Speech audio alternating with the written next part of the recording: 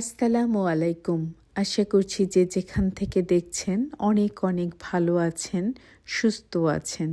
আজকে আমি নিয়ে এসেছি খুবই মজার নরম তুলতুলে একটা রেসিপি, যেটা কিনা মুখে দিলেই নিমেষে মিলিয়ে যাবে। তা হচ্ছে মজাদার ছানার পুডিং। আজকে আমি খুবই মজার একটা ছানার রেসিপি নিয়ে এসেছি। চলুন তাহলে শুরু করা যাক। ছানার পুডিংয়ের জন্য আমি প্রথমে ব্লেন্ডারে নিয়ে নিব 4টা রুম টেম্পারেচারে থাকা ডিম। ডিম যদি ফ্রিজে থাকে তাহলে 1 ঘন্টা আগে বের করে রাখতে হবে। যদি বড় সাইজের ডিম হয় তবে 3টা ডিম দিলেই হয়ে যাবে।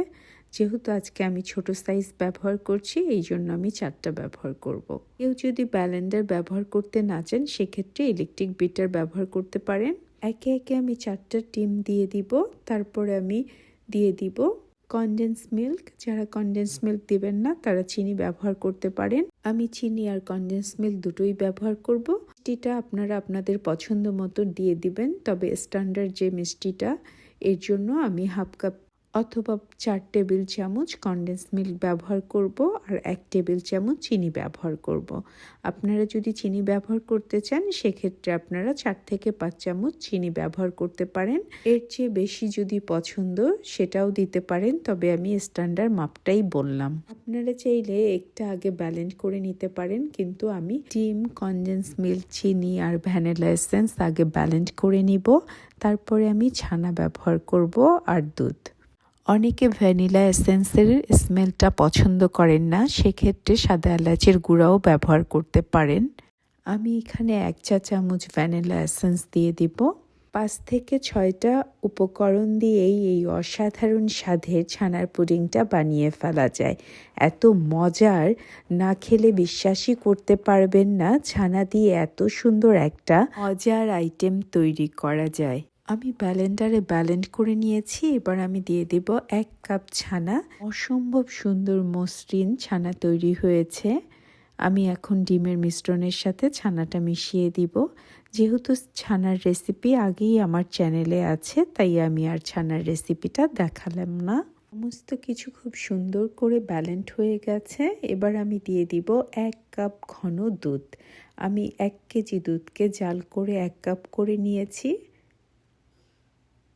সমস্ত কিছু একসাথে মিলিয়ে আমি আরেকটু ব্যালেন্ড করে নিব।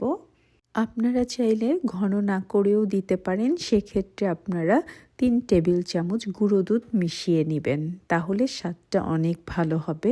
এখন আমি একটু ক্যারামেল বানিয়ে নিব। আপনারা চাইলে ক্যারামেল নাও ব্যবহার করতে পারেন। ছানার পুডিংয়ে ক্যারামেল না দিলেও অনেক মজার হয়, অনেক সুন্দর হয় দেখতে।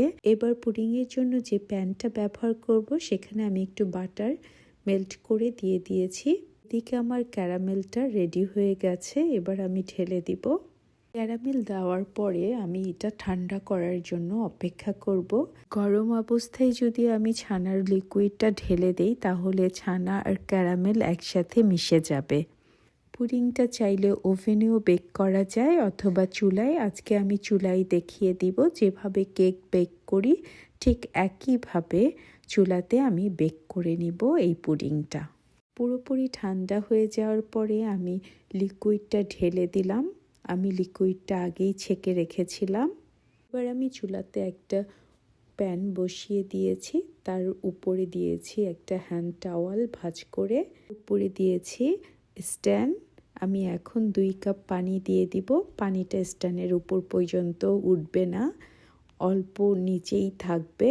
এই টাওয়ালটা কিন্তু পুড়বে না, কোনো সমস্যাই হবে না। যেমন টাওয়াল তেমনই থাকবে, চিন্তার কিছু নেই। তার উপরে আমি বসিয়ে দিব আমার পুডিংয়ের প্যানটা।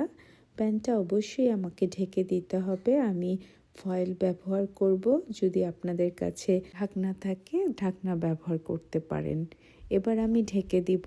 আমার পুডিংটা হয়ে গেছে। আমি তবু আপনাদের দেখানোর জন্য একটু চেক করে দেখিয়ে দিচ্ছি।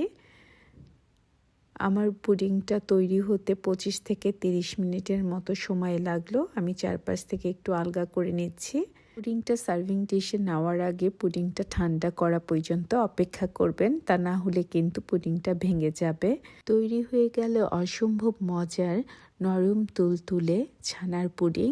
যদি আমার এই রেসিপিটা আপনাদের ভালো লাগে তবে অবশ্যই একটা লাইক, কমেন্ট অ্যান্ড সাবস্ক্রাইব করে আমার পাশে থাকবেন। আপনারা সবাই অনেক অনেক ভালো থাকবেন। আল্লাহ হাফেজ।